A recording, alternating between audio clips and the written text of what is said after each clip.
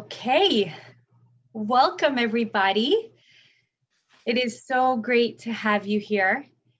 And I want to, this new series that we have going on here, we coined it, Let's Get Real. And I love it so much because what our goal here is to interview real people, right? Real people just like you and I, people going through real life struggles, people who've had life experiences and the wisdom and growth that they've acquired along the way.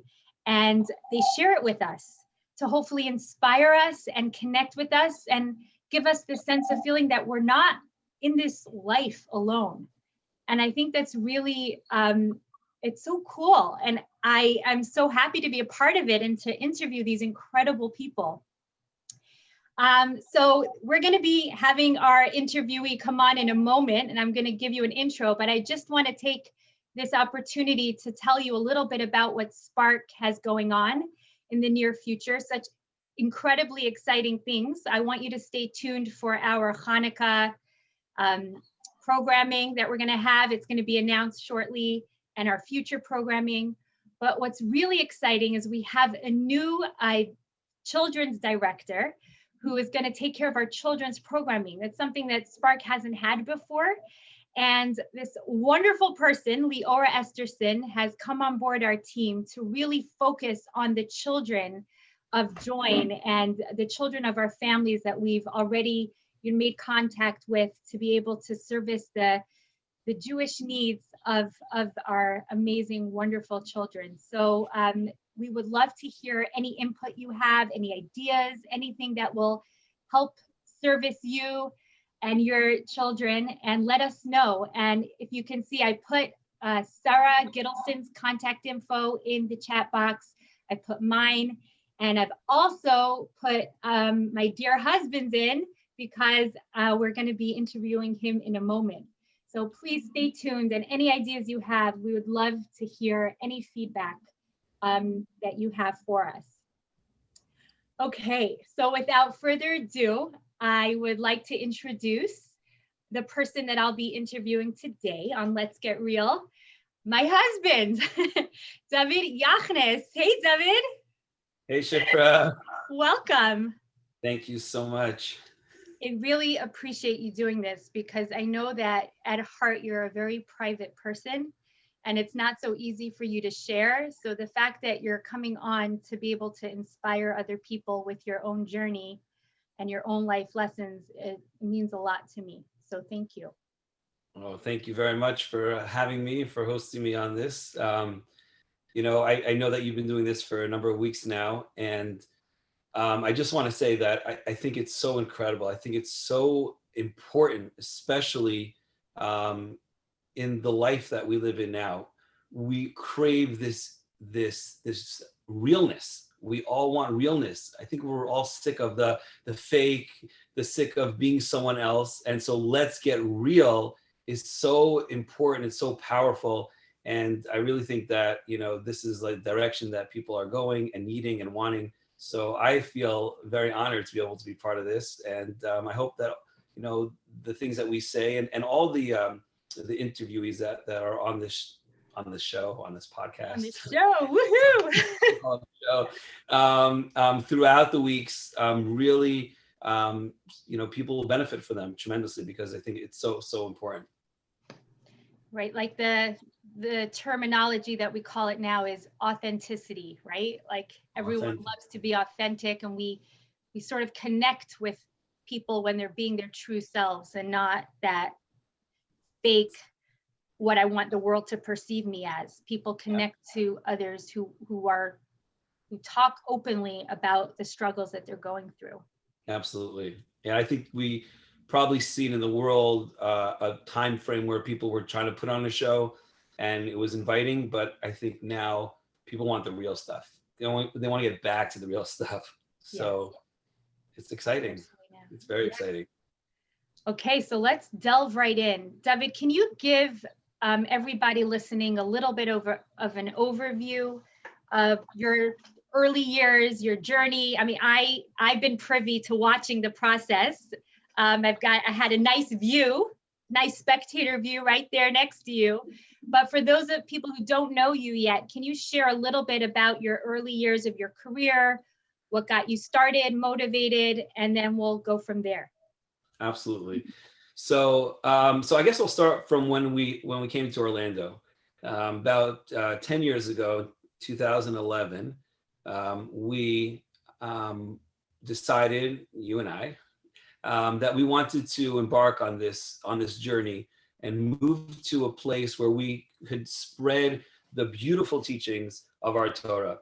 We were immersed in it for many, many years. We saw the beauty, we saw the joy that comes from living a life of Torah, a life of meaning and purpose. And really the goal was to be able to spread that, to be able to share that, and to give people the opportunity to know what it's all about. And Orlando at that time was very void of a place, of a community that had the ideals and the understandings of Torah. And we were invited to come by a number of people.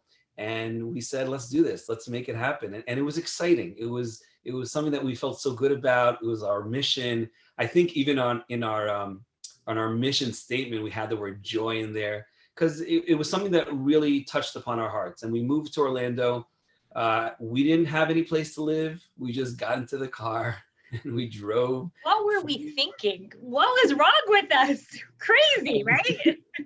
Yeah, when I guess when you're on this mission, when you have your dreams, you don't allow certain things to get in the way. So the fact that we didn't have a place to stay, we said, we'll figure it out when we get there. So we drove. We literally did not have a house to move to, everybody. Yeah. We were like completely homeless. We had our little Toyota Camry that fit our 3 kids in the back, and that's all we had.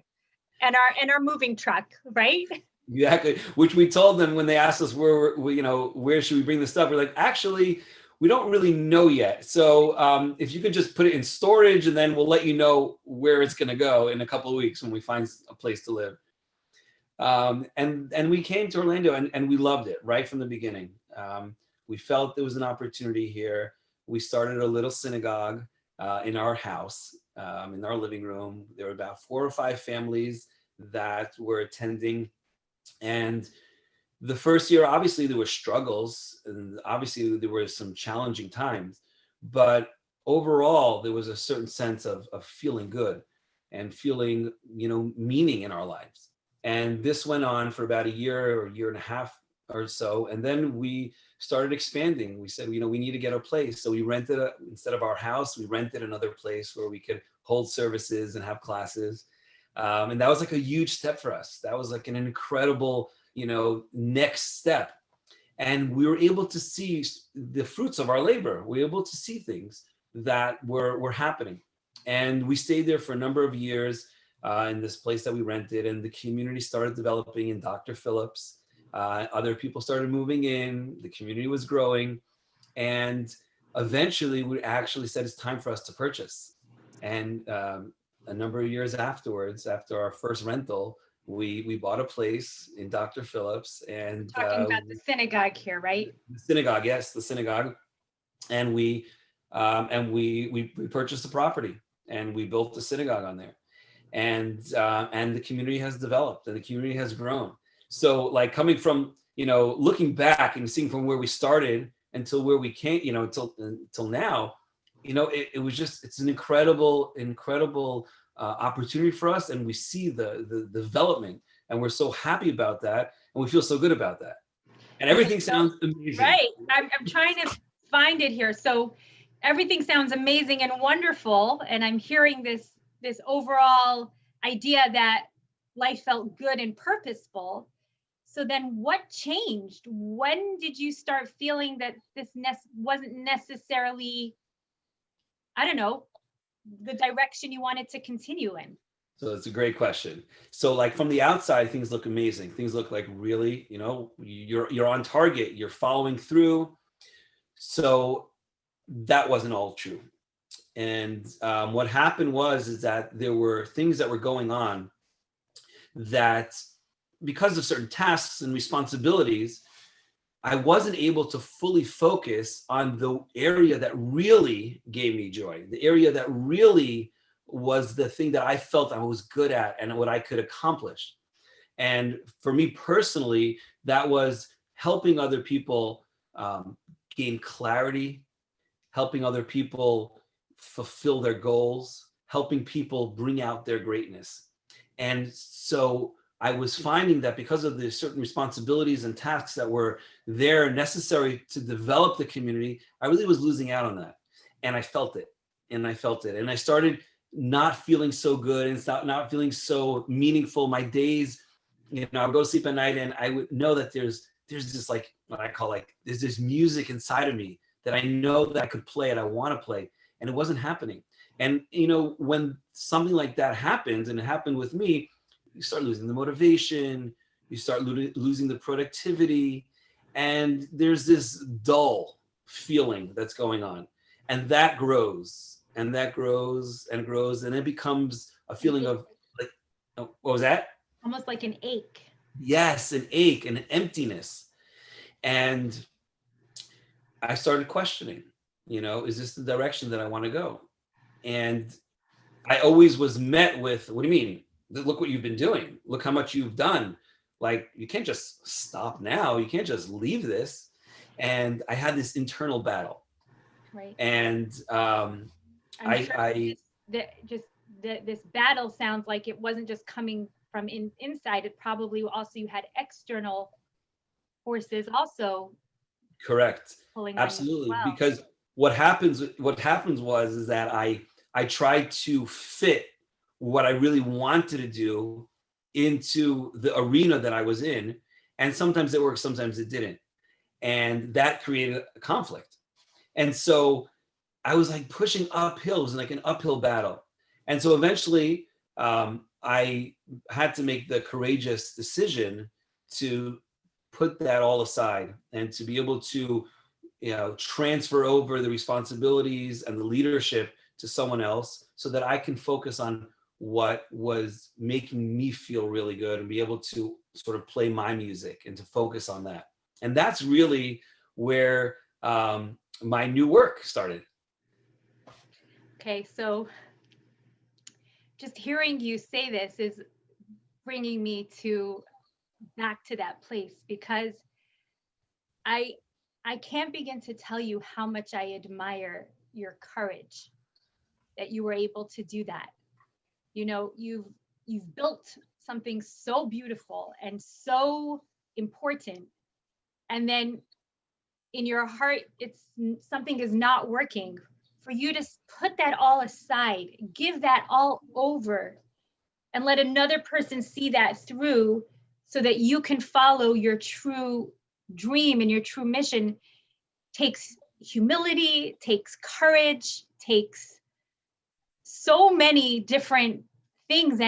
And for me to remember that process of what you went through brings me back to those emotions. Yes. I'm so proud of you. Right. So the truth is, I mean, I when I say it over, like, just like in a paragraph, so it sounds like, oh, he decided and then he made the courageous decision. But there was a lot that went on before I was able to make that decision. It was a lot that went on that I had to build those muscles of courage in order to be able to do that. And that required a lot of work and a lot of frustration and a lot of anger and a lot of questioning and needing help from someone else and other people to help me through that process. And what I learned from that is this idea and this concept, which I think can be so helpful for many other people as well. And that is, sometimes we have to go from good to more. And what I mean by that is that, from the outside and from the inside, I was doing good things, and many people are doing good things and wonderful things. But if there's something more within them that might be a little different than what they're doing, it's so important for a person to question that and say, yes, I'm doing something good and I've done something good and I'm not taking that away. But if there's something more that I could be doing, or more aligned, which I want to talk about, with my true self, my true essence, then a person has to try to do everything they can to be able to go on that journey, on that road. And it's not necessarily easy, but it's something that's necessary. So going from good to more is something that is so vital. What was that? Good to great. Good to great. Yes. So So I'm itching exactly. to ask you, David. So you're talking about this process that you went through that got you thinking, and the journey and the messiness of it. And then we're sort of at the other side, so to speak. We're the beginning of the other side, and we're calling this other side the journey of joy, right? So Yes. so share what is this journey of joy, and what did you have to go through to get to that place that you found yourself in a truly joyful state? How did that happen? Okay, so that's a great question. The journey of joy, which yes, it's a phrase that I coined, but it's the message and the idea that life is a journey, which we all familiar with, but life is supposed to be a journey of joy, and that is that we're put on this world. I believe that each one of us is put on this world to be able to maximize our potential, our greatness, and to do that in a state of joy, to do that in a state of feeling good about our life. That's what God wants us to do. It's not like a battle where we're supposed to be frustrated and upset and then like get a prize at the end. No, that the journey itself is supposed to be a journey of joy. Now that doesn't mean that every single day is gonna be exciting with a pop and full of energy. Of course not. Life has its challenges, life has its frustrations. It's But messy, real messy. yes, messy. But the goal and the process and the overall way of looking at life should be one of joy. That's how we're supposed to approach it. That's what I believe we're supposed to approach it, and we can do that. Sometimes we give up, or we maybe get messages, outside messages. Life is tough, life is hard, we got to work hard, and that may get confused with the idea that life is bad or not good, or that's not really the purpose of life, is to be happy. No, I believe that we're supposed to be joyful. We're supposed to live a life of joy. And there are steps and tools and strategies to get there. There's a system for that. And my experience and the learning that I've done, and the coaching that I was a product of, that I myself hired a coach so that someone could help me through that process, allowed me to be able to sort of create a formula or a process and strategies to be able to live life in a joyful manner. And that's really where the journey of joy came about. Okay, so let me ask you this. What was your aha moment? The moment where you had to say, okay, this is not the direction I want to take. I want to take another direction. And this is going to lead me down my path of joy. What was that for you? Okay, so that's a great question. And I've actually struggled with this question. And the reason why I've struggled with, because some people go through a life experience that changes them. Some people had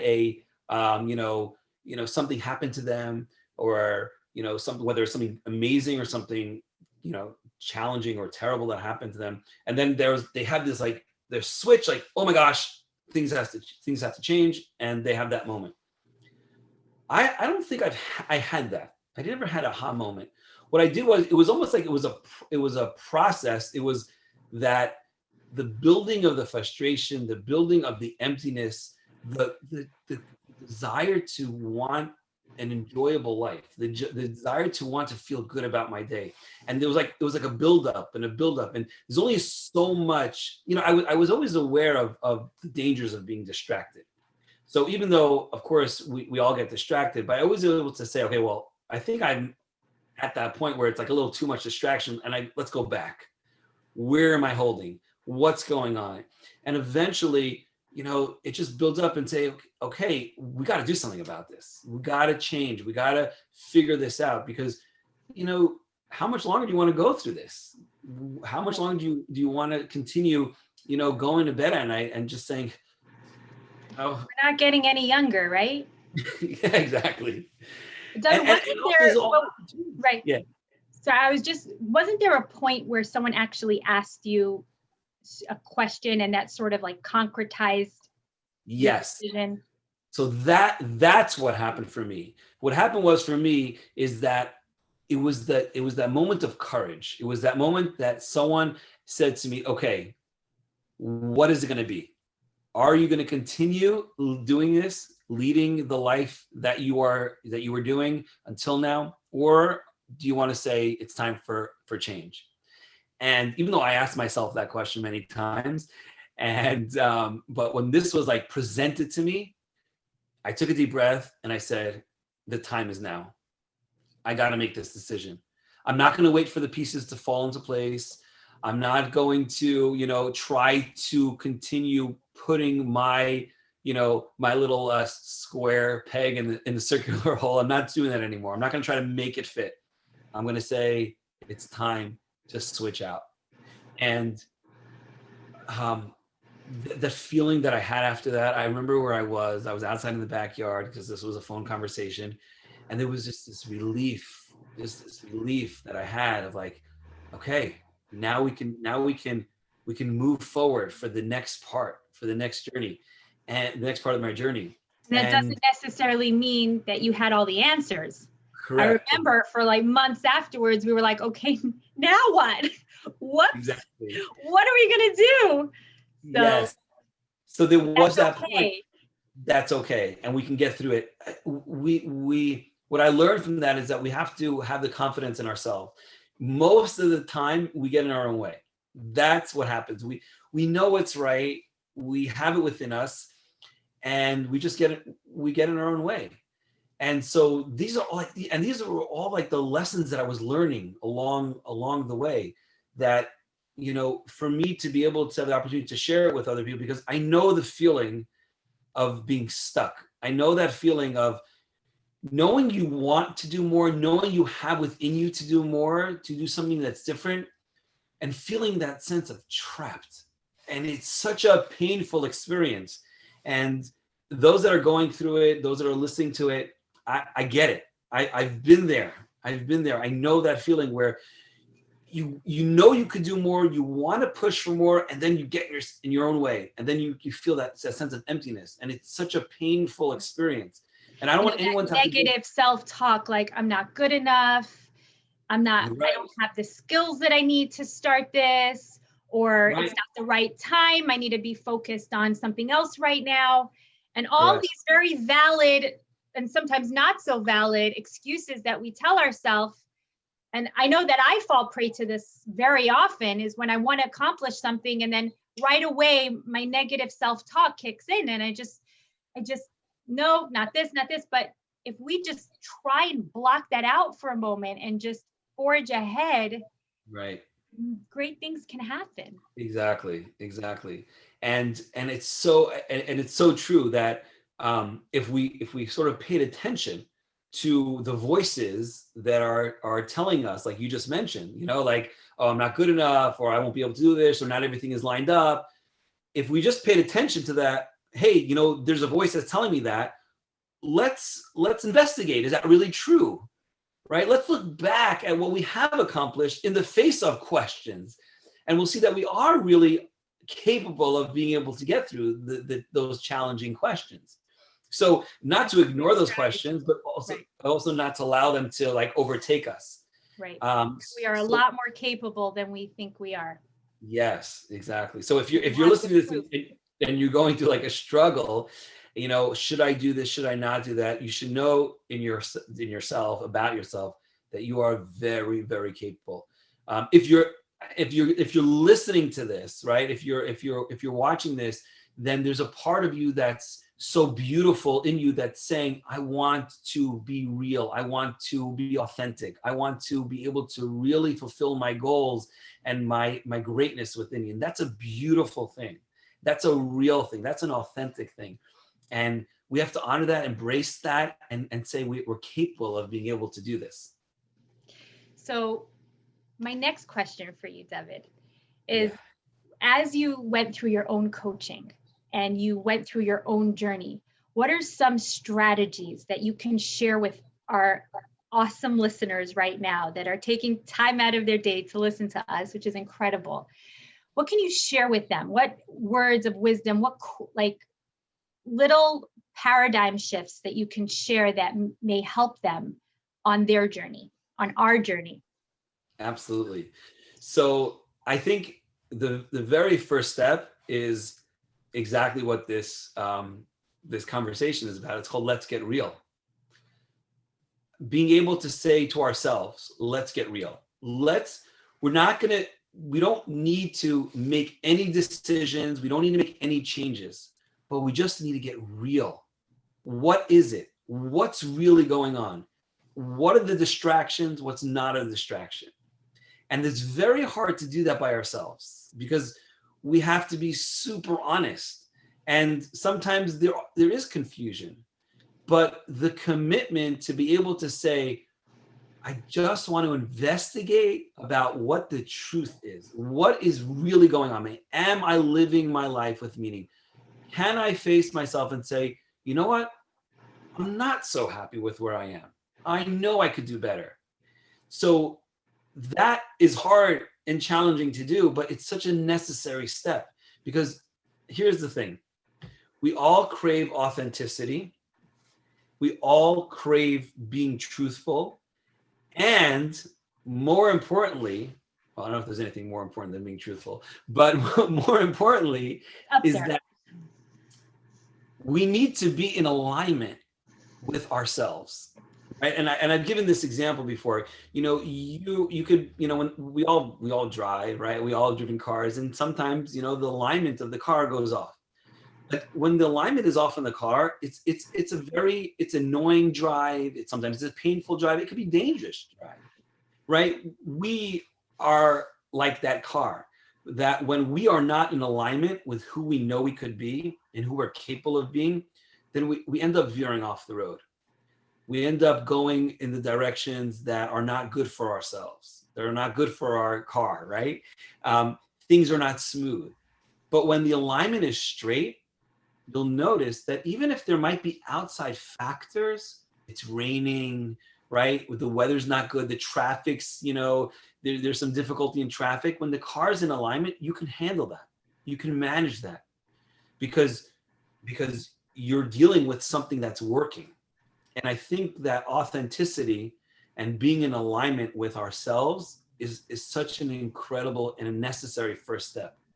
So that's what you would say is the first step, is to just take a hard look at ourselves in the mirror, or with a really great friend, or in your case, it was a coach, and right. just sort of just say, okay, what is it that I'm all about? What is it that I'm happy with? And what is it that I'm not happy with? And let's just analyze it without making any commitments, but just let's have an open, candid discussion about me.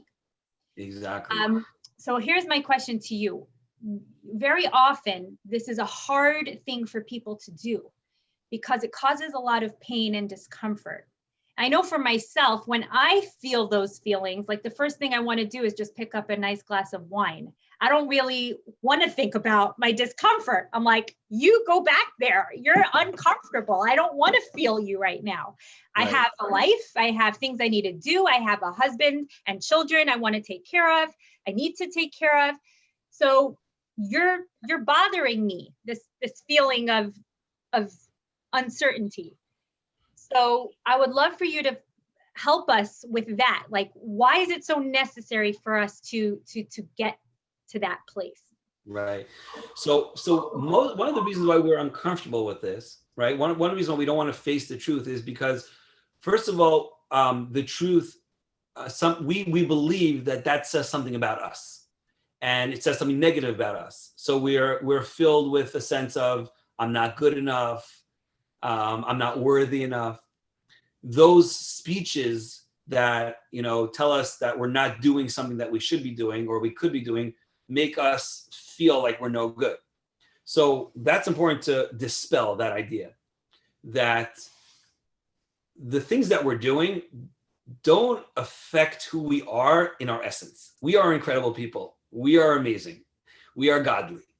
And there's nothing outside that can take anything away from us. That's who we are in our essence. I love that. We are godly. Yes. so that we have to, again, I understand it, and I've done it myself. When we're looking at ourselves, it's always hard to take that look, because we don't want those feelings of, I'm not worthy. So we have to tell ourselves, no, we are worthy. Okay. We're afraid that if I take a hard look, I'm gonna have to change, and we don't want to change, because change is hard. So sometimes it's easier for us just to get used to what is and live with it, because I know it, I've dealt with it, and I'm okay with it, or I'll become okay with it, and I'll be mediocre, right? So we don't want to take that hard look. We don't want to go ahead and so I get that. But we need to appreciate the fact that we're capable, and if we're able to take a hard look and make some changes, then life is going to be incredible. Life can be incredible. Life should be. So what are those changes? Let's hear. Okay, wait, I want to share that with you. And also one last thing, and this is so crucial, that we can use the life that we're living even after we take a hard look and have to make a change, or have to, think about that, by recognizing that there's a great value in contrast, that it's important. It's not by accident that we go through certain things. This is a process.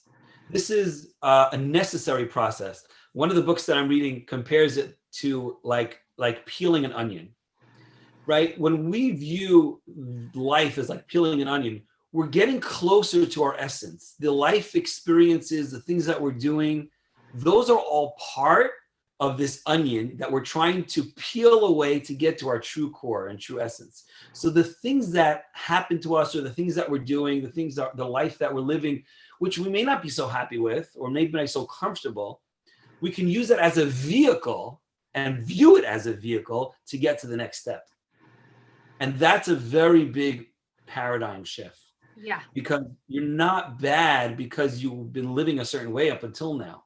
You're not doing necessarily something wrong, but you actually have used that experience to be able to get to the next step. And that's, viewing it as like a next step makes it easier to take a hard look. Right. That even if up until now, the previous years have not necessarily been in alignment with where I want to go, but they've achieved a purpose. They haven't been for nothing, and they've led me to get to the next step of Correct. Where I'm going. So it wasn't like I wasted those years. People can look back and say, oh my gosh, all those years I was doing X, Y, and Z, and it's just wasted. So what you're trying to say is, no, those years were crucial. Without those years, we could never have gotten to this next level. Is that what you're saying? Yes, exactly. It's a necessary I really step. like that. So we don't feel bad about the life we've lived, and we don't feel like, okay, well, I'd rather just live in uncomfortability because I know it. No, using that uncomfortability as a stepping stone for incredible, beauty, using that for that. So that would be like a very first step. And like you said, like before, Shipper, you said that talking to somebody about it is so helpful, is so crucial. Having a real talk, somebody that's not going to judge you, someone that's going to, that wants to listen and wants to empathize. And the feeling, and I had that. I had it with my coach, but I also had it with a friend. And I just shared with him, that the reality is that I'm not happy in this role. And for him, it was a shock, actually. But his response was beautiful. His response was like, wow, it's such a breath of fresh air to hear your realness. And that was very encouraging for me, because, I was able to be real with somebody, and that helped for the next steps. Yeah. So I think that another key, I don't know whether you want to call it advice or, a tip, would be to find even that one person in your life that you can talk to without judgment, without worry that they're going to judge you, someone that you could just be completely real with, yes. No matter how messy it gets, and to be able to share that with them so it's not hidden deep inside. As Brene Brown says, that's where shame takes life is when it's hidden and not Yes, shared. And absolutely. I'm a great fan of Brene Brown. So but it's true. You need that, be able to have that, even that one person in your life to be able to Absolutely. do that with. And the benefits are huge. Being able to do that, to share that, those are huge. And for me, that was a big turning point. It was the realness and then the sharing it, because we live, when we're not happy, we don't want people to know that we're not happy, especially when we're in a position, of leadership, or we're in a position of doing something good. Like, what do you mean you're doing something good? Why are you not happy? Like, is something wrong What's with wrong you? with you, right? Right. Yeah. So that was a big step. I would say another step, after you share that, is to actually practice and do the things that you actually like to do, that you think might be, what your essence is, what might be in alignment. You don't have to make a drastic change, but let's say, if I'll just give an example. Let's say you're in a certain current position and you're not happy with it, and you feel like you can be more effective in either a teaching role, or let's say you can be, want to take a total switch. Let's say, I don't know, let's say you want to get into taking pictures, for example. You feel that you have an expertise in that, and that can bring joy to other people, and you can connect with nature. I'm just giving examples. So try that. You don't have to make a career out of it. You can take some time and see how that makes you feel. Wow, this feels really good. I think I can, I can, be somebody that people can talk to and feel, I don't judge them, and that makes me feel good. So try that. Open up conversations with people and see where that goes. The idea of investigating and actually, instead of it keeping it in your head, oh, I think I'm good at this, or I want to do this, go ahead and do it. Go ahead and actually, feel what that feels like. That really resonates with me, because I went through my own career change a year and a half ago, where I was, involved in the real estate business. I was running my own company. And although, at times I felt successful and I felt there were definitely perks to the position, but there was something gnawing at me that I'm not tapping into what's really what I felt I was created for. And then when I took a shift and I delved into more of what I was doing with Gesher and now Spark, and working with women and inspiring women, and most importantly, just connecting to other women, I feel like I'm not even working. It's like, it's such a joy, like to meet with people and talk to people and do this kind of a show right here. Is I feel like it's such a blessing that I was able to switch to something that truly brought me happiness. And I think that what you're saying is we have to find those things that talk to us. If it's Yes. speaking to people, connecting people, if it's art, if it's sports, if it's helping people with sports, if it's helping the elderly, helping, children with disabilities, whatever that is that makes our soul sing, to do it, Yes. and do it fully and wholeheartedly. So true. And the way you said it, like what talks to me, we have to listen out for that. We have to listen to those things that that talk to us, that make us feel alive and feel good about ourselves, because it's so important to realize that we each have a gift. We each have a gift that God has given us. And the world was not the same before we came into this world, because we need that gift to shine. And God wants us to be that individual to shine. And some people have the opportunity to make a career out of it, and some people do that in a non-career fashion. But we still have to utilize that, find it and utilize it and bring it out, because that's our special gift, and that makes our lives, is what I said, that makes our lives in alignment. And that's where joy happens. That's the moment where you can look back at your day and say, wow, life felt good today. I know I was able to play my music. I was able to do what makes my heart sing. So And yeah. I'm so sorry. Go continue. I just wanted to go off of that. And that's like, and that's really what we're striving for. And I believe we all want that. I believe we all want to give over that to our children.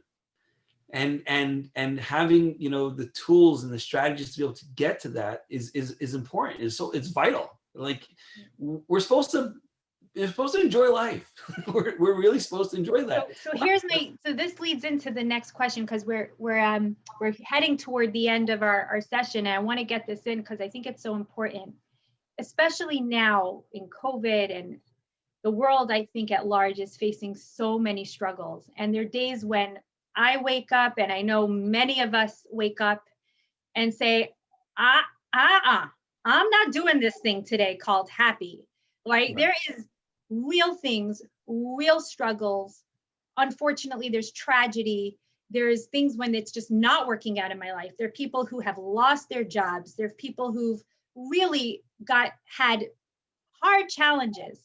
Yeah. So when we talk about this journey of joy and that every day we're going to feel joyful, how do we maintain this, firstly, this concept of feeling joyful during the real hard, sucky times? Let's just call it straight, right? Absolutely. How Yeah. does that work, Dovid? What's your take on that?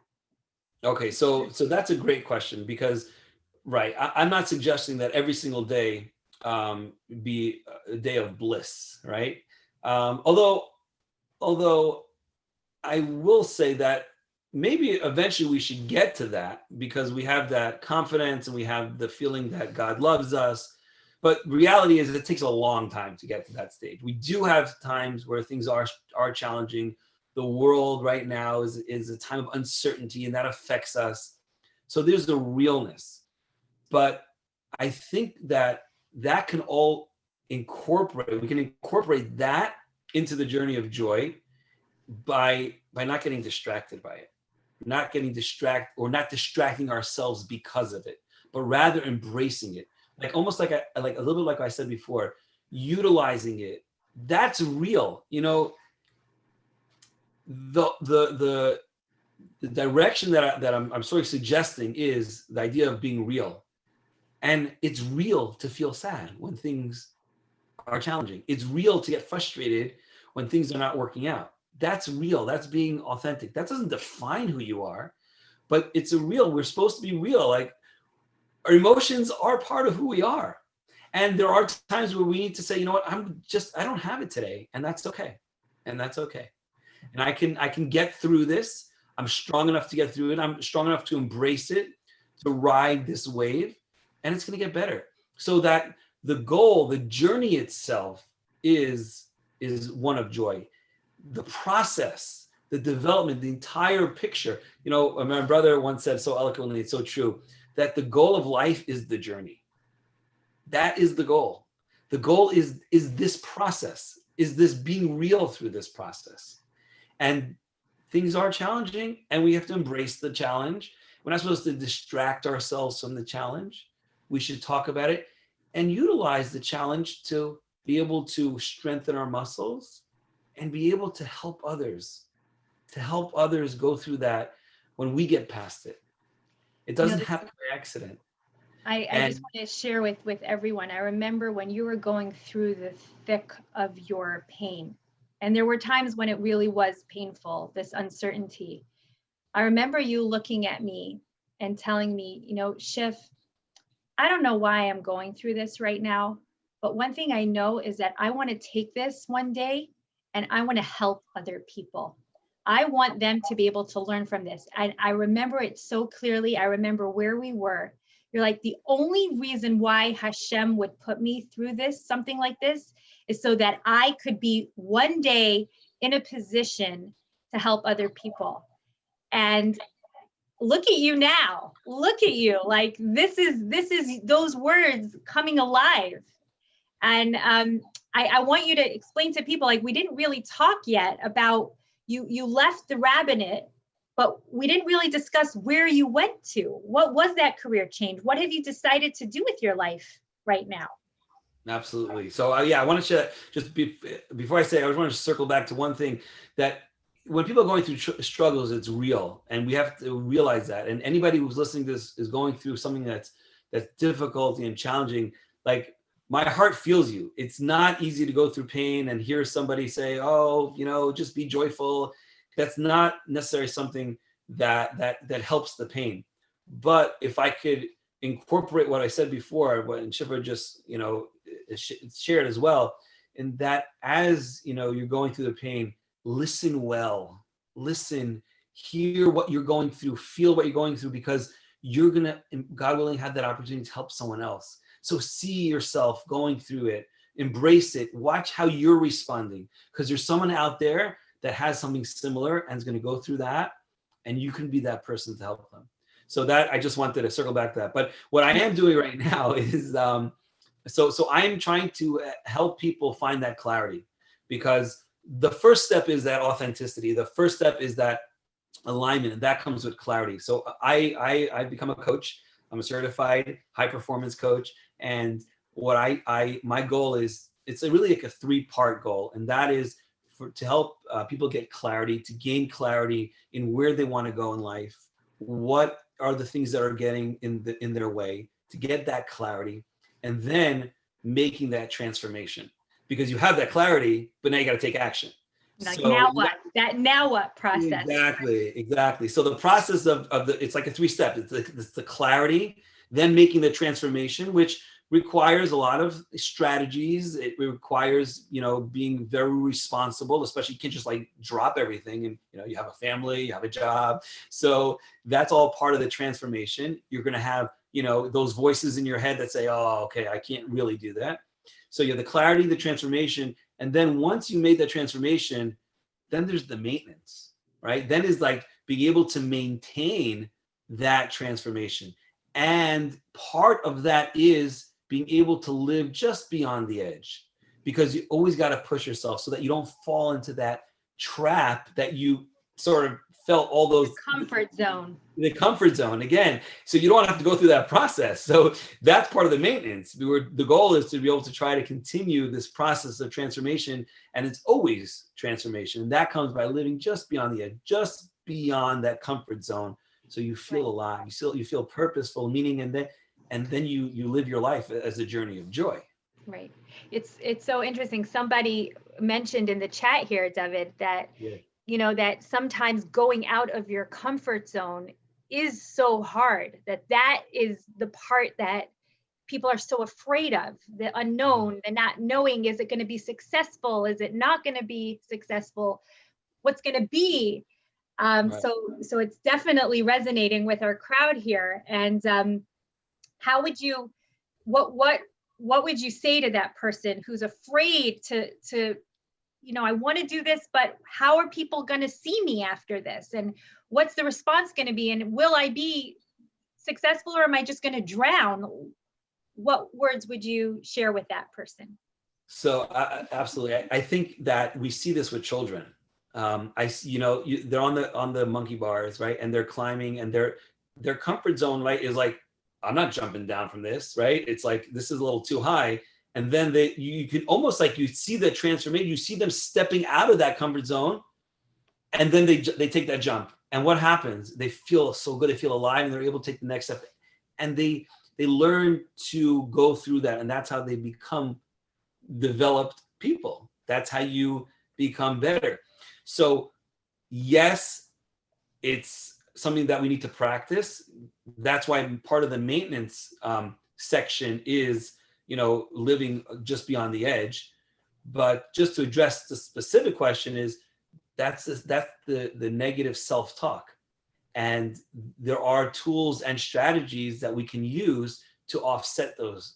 But being aware of that, you're going to get yourself and people that are going to question, what are you doing?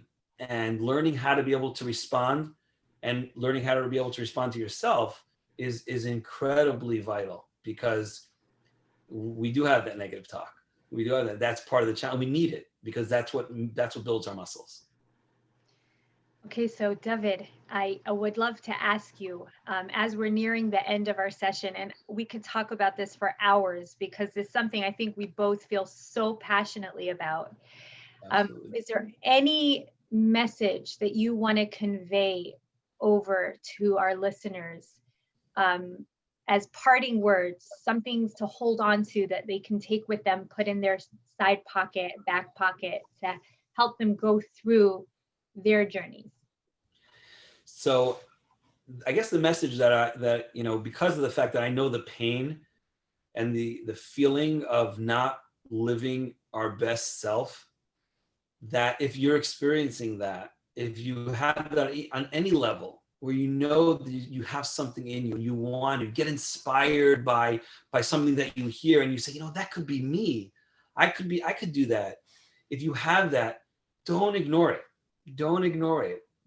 Talk to yourself about it. Talk to someone else about it, because you deserve to live a life of joy, a life of meaning and purpose. Each one of us, we're entitled to it.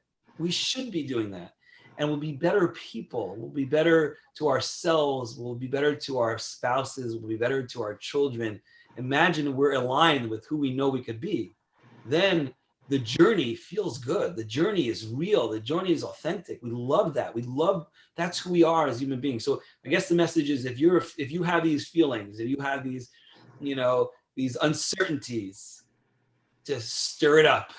Stir it up and think about it and talk to somebody about it, because what you have in store for you is so incredible. And I would love for you to be able to unleash that greatness that each one of us have within us. Wow. Thank you. So, woo. So I'm sure that the details of the tools and strategies, and I know that you have like a step-by-step process that you've utilized. So I'm sure that if people do want to reach out to you to hear more or have, just a conversation with you to delve in deeper about their own personal journey, if you'd be open for people to contact you and that you can have that one-on-one with them, would that be something? For sure. Yeah, absolutely. You can email me, you can call me. I know, Shipper, you said you put my information in the chat box. I did. By all means, this is something that we live once. Let's get it right. And the time is now. I love that. I love that. Okay, so David, thank you. Thank you for joining us, for taking the time out of your day. And thanks to all of our listeners who have joined us. I hope this conversation has opened some new thoughts for you, and ideas starting to percolate if you've already felt them, or you are just now starting to face it, that not to be afraid of those feelings, but really to embrace them and use them to help become your greatest self, because that's when true joy arises, right, David? Is when we're really maximizing our potential and living to our greatest potential. And we just wish you the best of luck on this journey, and we invite you to join us on our journey as we go through the messiness of this journey. Sometimes it's joyful, sometimes it's not as joyful, but the overall journey is, you feel that sense of inner peace on the inside, even though it's not always la la la. Would you agree with that? 100%. Take like a bird's eye view and get the curve should be journey. Should be joy. That's what it should be. Absolutely. So if you know of any friends who would like to listen to this, it's also premiering on Facebook this evening at 8 p.m. So you could look on our Spark Facebook page and you can catch the recording there. And if you'd like the recording for someone else, I will be more than happy to send it to you as well. And I would like to wish all of you a joyful and amazing rest of your day. Have a good one, everybody. Bye-bye. Bye. Take care.